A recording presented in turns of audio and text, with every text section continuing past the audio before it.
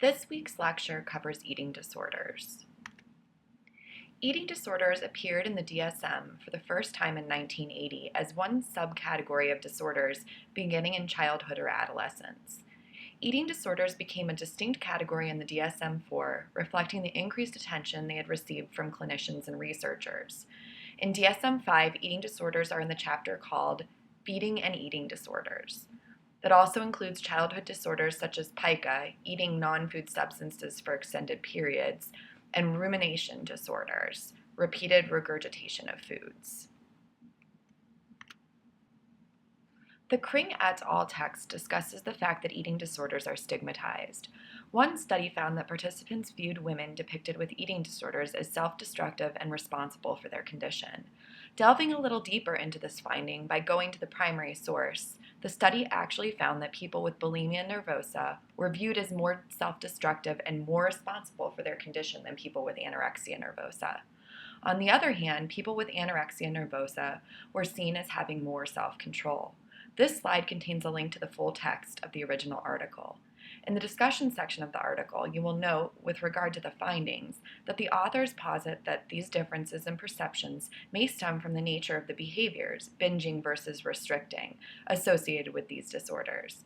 They speak to the fact that the stereotypes associated with bulimia may inhibit help-seeking. However, they don't mention the link between stereotypes and help-seeking for individuals with anorexia.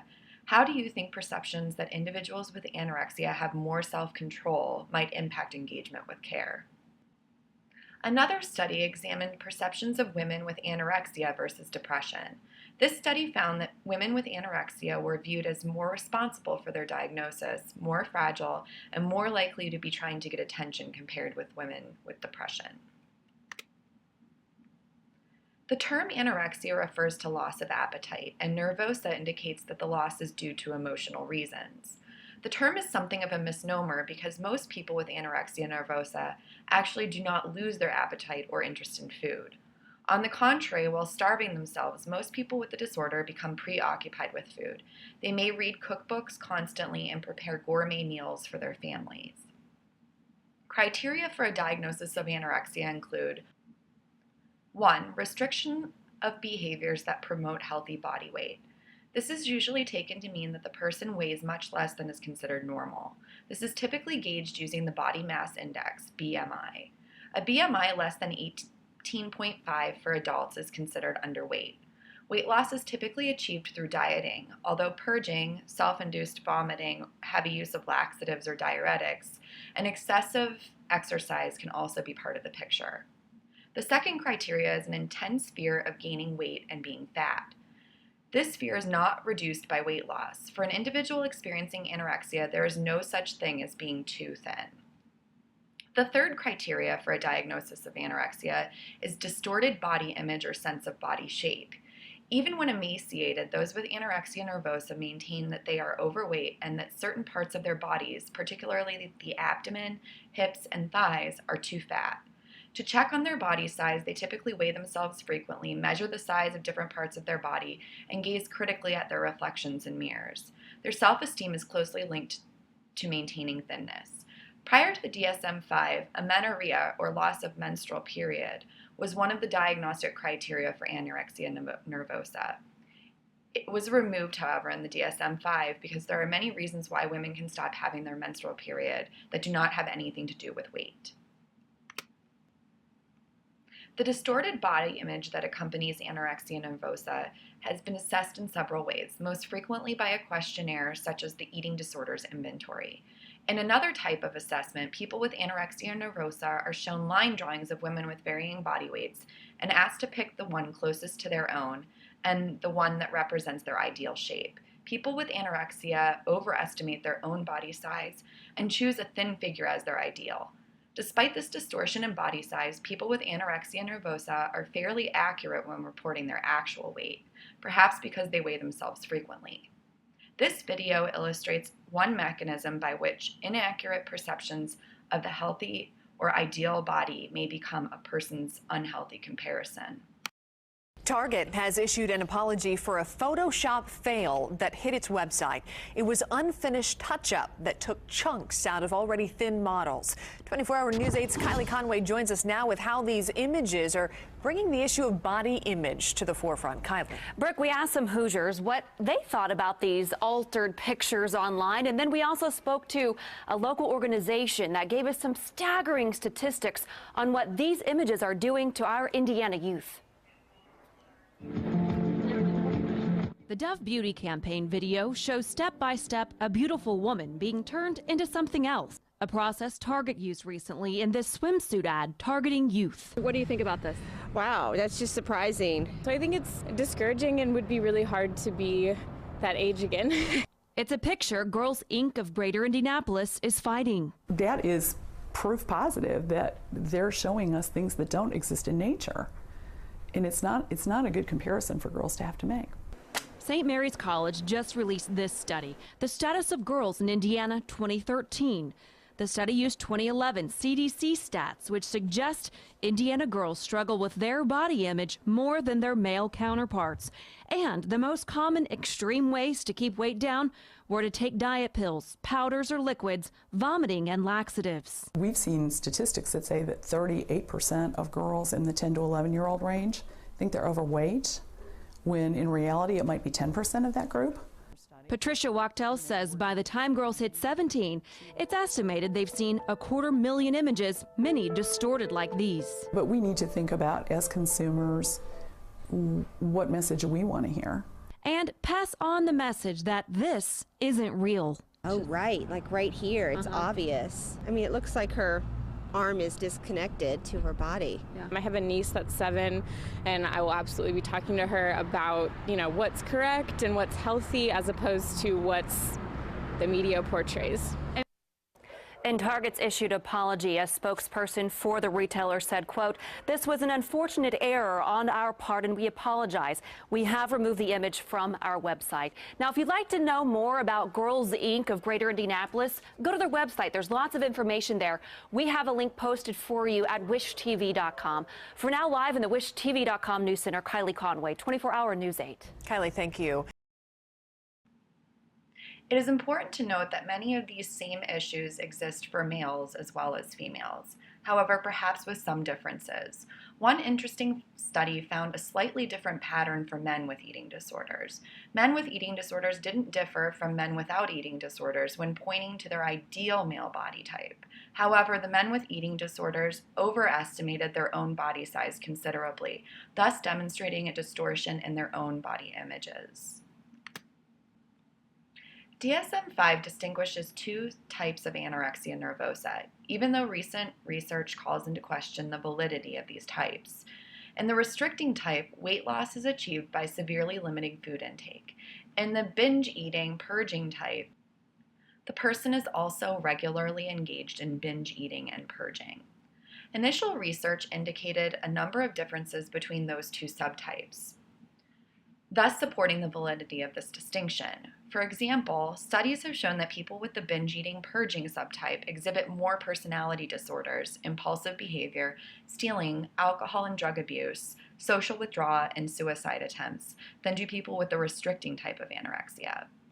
Longitudinal research, however, suggests the distinction between subtypes may not be all that useful. Nearly 2/3 of women who initially met criteria for the restricting subtype had switched over to the binge-eating purging subtype 8 years later. Furthermore, this study found few differences in substance use or personality disturbances between the two subtypes. A review of the subtype literature from the preparation of the DSM-5 concluded that the subtypes had limited predictive validity, even though clinicians found them useful. Anorexia nervosa typically begins in the early to middle teenage years, often after an episode of dieting and the occurrence of a life stress. Lifetime prevalence of anorexia is less than 1%, and it is at least 10 times more frequent in women than in men. When anorexia nervosa does occur in men, symptomatology and other characteristics, such as reports of family conflict, are generally similar to those reported by women with the disorder. Women with anorexia nervosa are frequently diagnosed with depression, obsessive-compulsive disorder, phobias, panic disorder, substance use disorders, and various personality disorders. Men with anorexia nervosa are also likely to have a diagnosis of a mood disorder, schizophrenia, or substance use disorder. Suicide rates are quite high for people with anorexia, with as many as 5% completing suicide and 20% attempting suicide. Self-starvation and use of laxatives produce numerous undesirable biological consequences in people with anorexia nervosa. Blood pressure often falls, heart rate slows, kidney and gastrointestinal problems develop, bone mass declines, the skin dries out, nails become brittle, hormone levels change, and mild anemia may occur. Some people lose hair from the scalp, and they may develop lanugo, a fine soft hair on their bodies. Levels of electrolytes such as potassium and sodium are often altered. These ionized salts present in various bodily fluids are essential to neurotransmission, and lower levels can lead to tiredness, weakness, cardiac arrhythmias, and even sudden death. Between 50 and 70% of people with anorexia eventually recover. However, recovery often takes 6 or 7 years, and relapses are common before a stable pattern of eating and weight maintenance is achieved. Anorexia nervosa is a life-threatening illness. Death rates are 10 times higher among people with the disorder than among the general population, and twice as high as among people with other psychological disorders. Mortality rates among women with anorexia range from 3 to 5%. Death most often results from physical complications of the illness, for example, congestive heart failure, and from suicide. Bulimia nervosa involves episodes of rapid consumption of a large amount of food, followed by compensatory behavior, such as vomiting, fasting, or excessive exercise to prevent weight gain. The DSM defines a binge as having 2 characteristics. First, it involves eating an excessive amount of food that is much more than most people would eat within a short period of time, for example, 2 hours. Second, it involves a feeling of losing control over eating, as if one cannot stop. Bulimia nervosa is not diagnosed if the binging and purging occur only in the context of anorexia nervosa and its extreme weight loss. The diagnosis in such a case is anorexia nervosa binge eating purging type. The key difference between anorexia and bulimia is weight loss. People with anorexia nervosa lose a tremendous amount of weight, whereas people with bulimia nervosa do not. 2 subtypes of bulimia nervosa were distinguished in the DSM-4-TR, a purging subtype and a non-purging subtype, in which the compensatory behaviors were fasting or excessive exercise. It is difficult to distinguish the non-purging bulimia type from binge eating disorder, and validity evidence for the subtypes is weak. Thus, these subtypes were removed from the DSM-5. Bulimia nervosa typically begins in late adolescence or early adulthood. About 90% of cases are women, and prevalence among women is thought to be about 1 to 2% of the population. Many people with bulimia nervosa were somewhat overweight before the onset of the disorder, and the binge eating often started during an episode of dieting. Although both anorexia nervosa and bulimia nervosa among women begin in adolescence, they can persist into adulthood and middle age. Bulimia nervosa is comorbid with numerous other diagnoses, notably depression, personality disorders, anxiety disorders, substance use disorders, and conduct disorder. Men with bulimia are also more likely to be diagnosed with a mood disorder or substance use disorder. Suicide rates are higher among people with bulimia nervosa than in the general population, but substantially lower than among people with anorexia. Like anorexia, bulimia is associated with several physical side effects. Although less common than in anorexia, menstrual irregularities, including amenorrhea, can occur, even though people with bulimia typically have normal body mass index. The BMI is calculated by dividing weight in kilograms by height in meters squared, and is considered a more valid estimate of body fat than many others. For women, a normal BMI is between 20 and 25.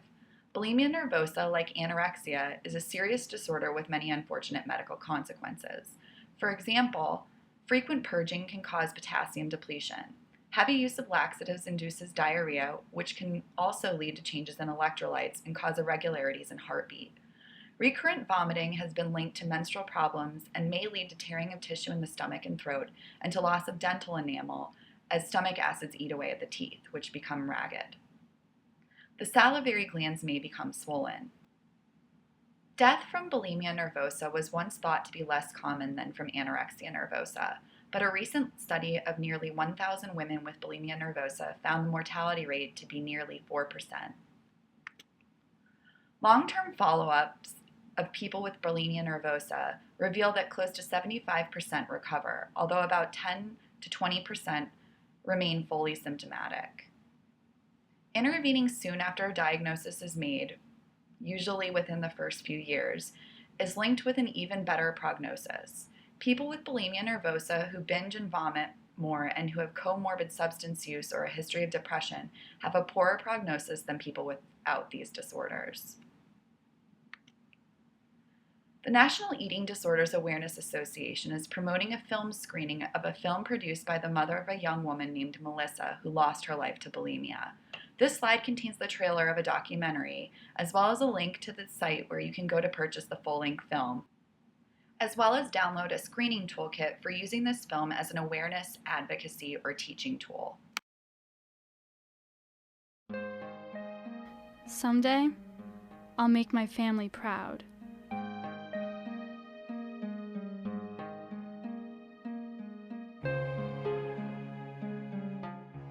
Someday, I'll eat breakfast. We went to a pediatric gastroenterologist. He said, well, she has an eating disorder. Melissa's eyes teared up, and I said, no, she was exercising and eating healthy. Someday, I'll love someone. She wouldn't go out. She didn't want to go to school anymore. There was like this flip side of her that was in so much torment. We told her that she needed to go into the hospital. Her life was at risk.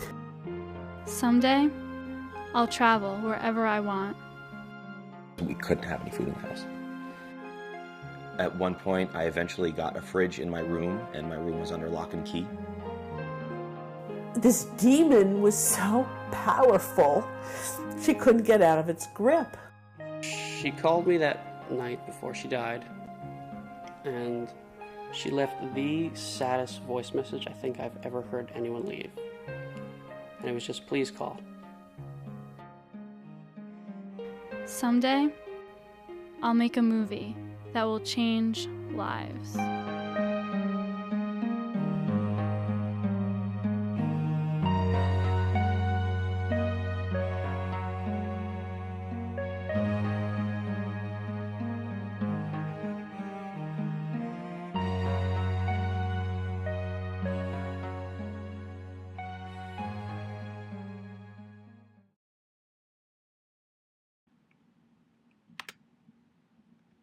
In the DSM-5, binge eating disorder is included as a diagnosis. It was considered a diagnosis in need of further study in the DSM-4 TR. This disorder includes recurrent binges, 1 time per week for at least 3 months, lack of control during the binging episode, and distress about binging, as well as other characteristics such as rapid eating and eating alone. It is distinguished from anorexia nervosa by the absence of weight loss and from bulimia nervosa by the absence of compensatory behaviors, purging, fasting, or excessive exercise. Most often, people with binge eating disorder are obese. A person with a BMI greater than 30 is considered obese. With the current explosion in the prevalence of obesity in the United States, it is perhaps not surprising that research on binge eating disorder continues to increase. It is important to point out, however, that not all obese people meet criteria for binge eating disorder.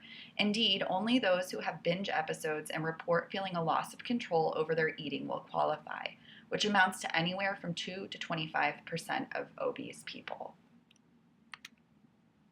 Binge eating disorder appears to be more prevalent than either anorexia nervosa or bulimia nervosa.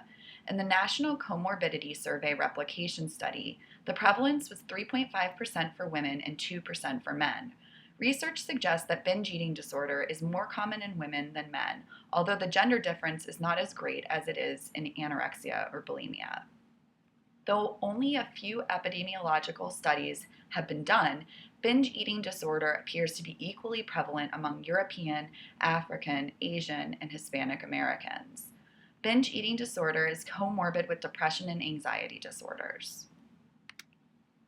Like the other eating disorders, there are physical consequences of binge eating disorder. Many of the physical consequences are likely a function of associated obesity, including increased risk for type 2 diabetes, cardiovascular problems, breathing problems, insomnia, and joint and muscle problems. However, research shows that a number of physical problems are present among people with binge eating disorder that are independent from co-occurring obesity, including sleep problems, anxiety, depression, irritable bowel syndrome, and for women, early onset menstruation. Perhaps because of its relatively new diagnosis, fewer studies have assessed the prognosis of binge eating disorder. Research so far suggests that between 25 and 82% of people recover. One retrospective study found that people reported having their binge eating disorder for an average of 14.4 years, which is much longer than people with anorexia or bulimia report having their disorders. With regard to genetics, both anorexia nervosa and bulimia nervosa run in families. First-degree relatives of young women with anorexia nervosa are more than 10 times more likely than average to have the disorder themselves. Similar results are found for bulimia nervosa, where first-degree relatives of women with bulimia nervosa are about 4 times more likely than average to have the disorder. Furthermore, first-degree relatives of women with eating disorders appear to be at greater risk for anorexia or bulimia. Although eating disorders are quite rare among men, one study found that first-degree relatives of men with anorexia nervosa were at greater risk for having anorexia nervosa, though not bulimia, than other relatives of men with anorexia. Finally, relatives of people with eating disorders are more likely than average to have symptoms of eating disorders that do not meet the complete criteria for a diagnosis. Twin studies of eating disorders also suggest a genetic influence. With regard to neurobiology, the hypothalamus is a key brain center for regulating hunger and eating. Lesions in the hypothalamus of mice are associated with weight loss. The hypothalamus has been implicated in anorexia. Levels of certain hormones regulated by the hypothalamus, such as cortisol, are irregular in people with anorexia. The hypothalamic model does not account for the hunger. Mice with lesions do not exhibit hunger, or body image distortions. Endogenous opioids are substances produced by the body that reduce pain sensations, enhance mood, and suppress appetite.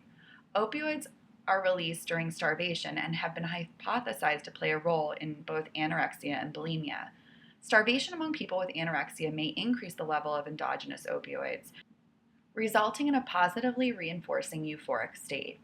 Furthermore, the excessive exercise seen among people with eating disorders would increase opioids and thus be reinforcing.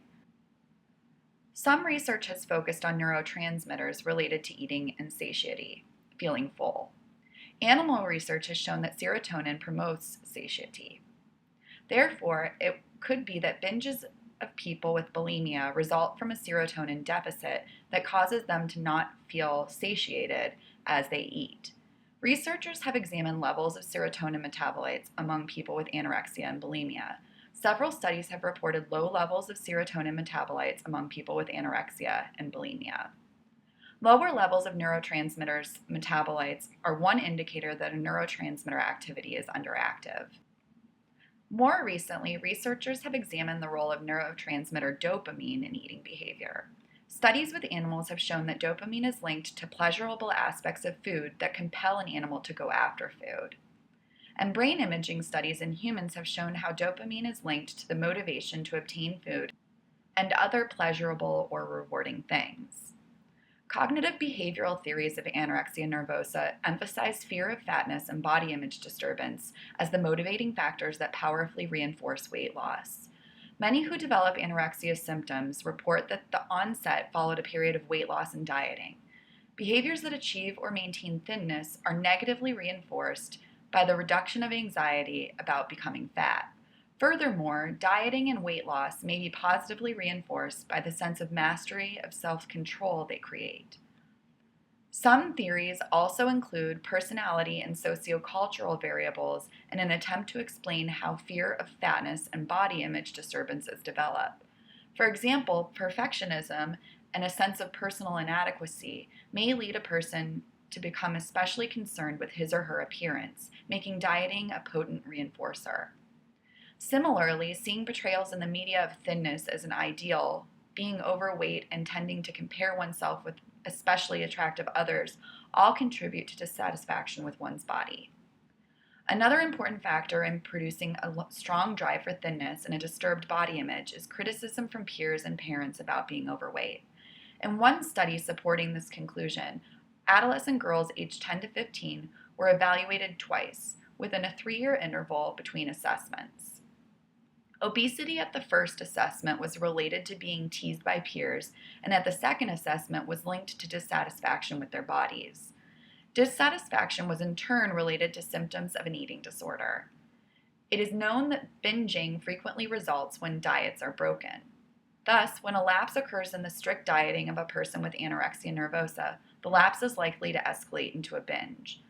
The purging after an episode of binge eating can again be seen as motivated by the fear of weight gain that the binge elicited. People with anorexia who do not have episodes of binging and purging may have a more intense preoccupation with and fear of weight gain, or may be more able to exercise self-control. People with bulimia nervosa are also thought to be over-concerned with weight gain and body appearance. Indeed, they judge their self-worth mainly by their weight and shape. They also have low self-esteem, and because weight and shape are somewhat more controllable than other features of the self, they tend to focus on weight and shape, hoping their efforts in this area will make them feel better generally. They try to follow a pattern of restrictive eating that is very rigid, with strict rules regarding how much to eat, what kinds of food to eat, and when to eat. These strict rules are inevitably broken, and the lapse escalates into a binge. After the binge, feelings of disgust and fear of becoming fat build up, leading to compensatory actions such as vomiting. Although purging temporarily reduces the anxiety from having eaten too much, this cycle lowers the person's self-esteem, which triggers still more binging and purging, a vicious circle that maintains desired body weight but has serious medical consequences.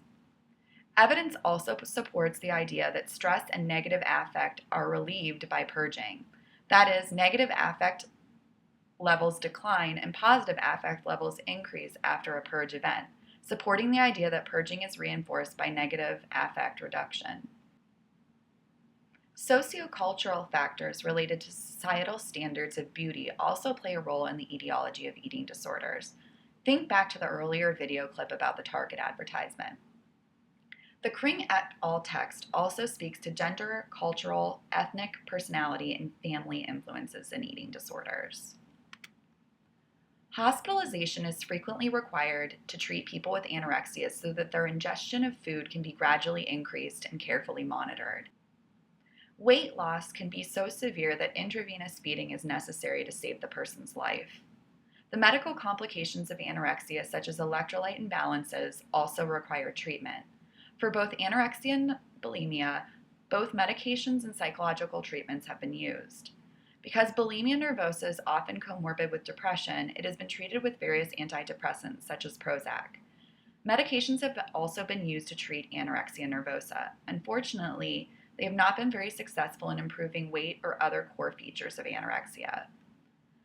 Medication treatment for binge eating disorder has not been well studied. Limited evidence suggests that antidepressant medications are not effective in reducing binges or weight loss. Recent trials of anti-obesity drugs, such as sibutramine and atomoxetine, show some promise in binge eating disorder, but additional clinical trials are needed. Psychological treatment, most commonly CBT, has been demonstrated effective in treating eating disorders.